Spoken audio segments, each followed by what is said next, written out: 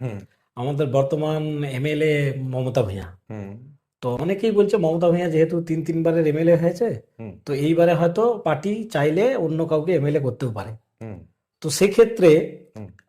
মানুষের মধ্যে একটা দাবি উঠেছে, মানে তৃণমূল কংগ্রেসের নিচের স্তরের অনেকেই দাবি উঠেছে যে এইবারে এমএলএ ক্যান্ডিডেট যেন আমাদের দাসপুর 2 থেকে হয়। এবং দাসপুর 2 থেকে এই মুহূর্তে ধরুন আশিস হুতাইত বাবু আছেন, সৌমিত্র সিংহ রায় আছে, হুম। তো এবং আমাদের সুজিত বাবু আছে যে মাস্টারমশাই।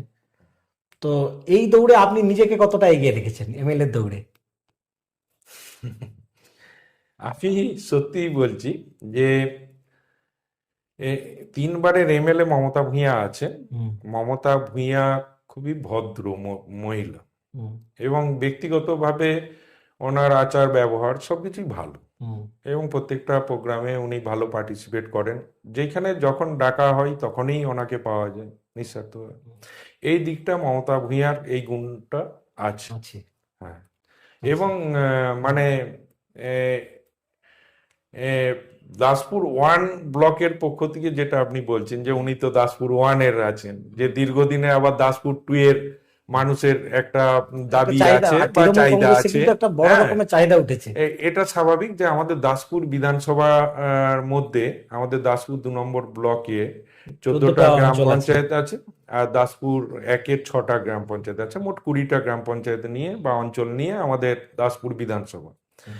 তো এটা দাসপুর বিধানসভার যেহেতু মেজরিটি পোর্শনটাই আমার দাসপুর 2 নম্বর ব্লকে, হুম। এইখানে নেতৃত্ব বা কর্মী, দলীয় কর্মী বা মানুষের একটা আবেগ থাকবে, তাদের একটা থাকতেই পারে। ঠিক আছে, এই দিক আচ্ছা। দিয়ে কোনো অসুবিধের আচ্ছা সৌমিত্র কোনো দা, মানে ইয়ে নেই। ধরুন জন জনমানুষের যে জল্পনাগুলো থাকে সেগুলোই তো আপনাদেরকে জিজ্ঞেস করি। হুম। তো তৃণমূল কংগ্রেস এবং মানুষের মধ্যে একটা জল্পনা আছে যে দাসপুর 2 থেকে যদি এইবার আশিস হুতাইত এমএলএ ক্যান্ডিডেটের টিকিট পায়, হুম। তাহলে সৌমিত্র সিংহ রায় এবং তার টিম হুম। তাকে কিন্তু হারিয়ে দেবে। এই কথাটার মধ্যে কতটা সত্যতা রয়েছে? আমি তো এখনো আমার দল ঘোষণা করেনি আচ্ছা। কে এমএলএ হচ্ছে। হুম। আর আমি একজন তৃণমূল ধরুন কংগ্রেসের। আশিস হুতাইত টিকিট পেল, আপনার ভূমিকা কি থাকবে? আমার ভূমিকা আমি প্রথমেই বলে গেছি যে হুম। আমি হচ্ছে যে দলের কর্মী। আমি আচ্ছা। যতই পোস্ট আমি হোল্ড করি না কেন, হুম। আমি বুথ লেভেল থেকে আমি রাজনীতিটা এখনো পর্যন্ত ধরে রেখেছি। আচ্ছা। ঠিক আছে। তো স্বাভাবিক কারণে একজন কর্মী হিসাবে হুম। আমার যা দায়িত্ব এবং কর্তব্য, আচ্ছা। হ্যাঁ, সেটা তো অবশ্যই আমি পালন করব।